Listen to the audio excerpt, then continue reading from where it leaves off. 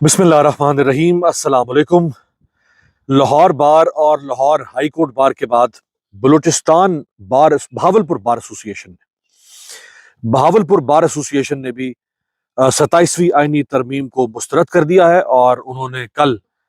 جو گزشتہ روز تھا 14 نومبر جمعے کو انہوں نے ہڑتال کی کال دے رکھی تھی، اور انہوں نے بھی حبیب جالب کا شعر اس آئین میں ہونے والی اس مکروہ ترمیم کے خلاف اپنے نوٹس میں لکھا ہے کہ ایسے دستور کو صبح بے نور کو میں نہیں مانتا۔ اسی طرح ایک خبر یہ آ رہی ہے کہ جسٹس ریٹائرڈ اطہر من اللہ صاحب کو کچھ لوگوں نے رابطہ کیا ہے کہ آپ آگے بڑھیں اور آپ وکلا کو گائیڈ کریں کہ لائرز موومنٹ، وکلا کی تحریک کیسے چلائی جائے۔ کیونکہ افتخار چودھری کی بحالی کے لیے جو وکلا تحریک چلی تھی اس میں اطہر من اللہ صاحب روح رواں تھے، اور ان کے پاس ایک زبردست تجربہ ہے۔ اس وقت بھی پرویز مشرف، اس وقت بھی ایک ڈکٹیٹر کے خلاف وہ تحریک چلی تھی، اور آج بھی اس ملک کے اندر ایک آمریت کا نظام مسلط کر دیا گیا ہے۔ تو بڑا زبردست تجربہ ہے اطہر من اللہ صاحب کے پاس کہ آپ آئیں اور ان کو گائیڈ کریں۔ جو کنسلٹیشن پروسیس ہے وہ شروع ہو چکا ہوا ہے۔ اس میں ایک سابق وزیر قانون شامل ہے، یہ جو مشاورت ہو رہی ہے اس پہ سابق ایک وزیر قانون شامل ہے،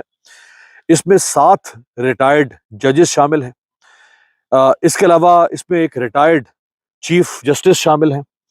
اور تقریباً 11 جو لیڈنگ لائرز ہیں پاکستان کے وہ شامل ہیں، اور ان سب کا اکٹھ ہوا ہے اسلام آباد میں کہ ہم آگے بڑھ کر لائرز موومنٹ کے لیے کوئی ایسی منصوبہ بندی کریں تاکہ یہ جو تحریک ہے اس پہ زیادہ سے زیادہ وکلا کو شامل کیا جا سکے، اور اس تحریک کی جو کامیابی ہے وہ یقینی بنائی جا سکے۔ اس کے علاوہ لاہور بار ایسوسیشن کے جو صدر ہیں مبشر رحمان، انہوں نے یہ اعلان کر دیا ہے کہ ہم وفاقی آئینی عدالت کا بائیکاٹ کرتے ہیں، یعنی ہماری بار کے وکلا یا ہم اس آئینی عدالت کے سامنے پیش نہیں ہوں گے۔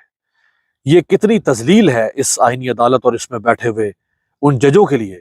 کہ جب وکلا آپ کا بائیکاٹ کر دیں اور کہیں کہ ہم آپ کو اس قابل نہیں سمجھتے کہ ہم آپ کو بطور جج تسلیم کریں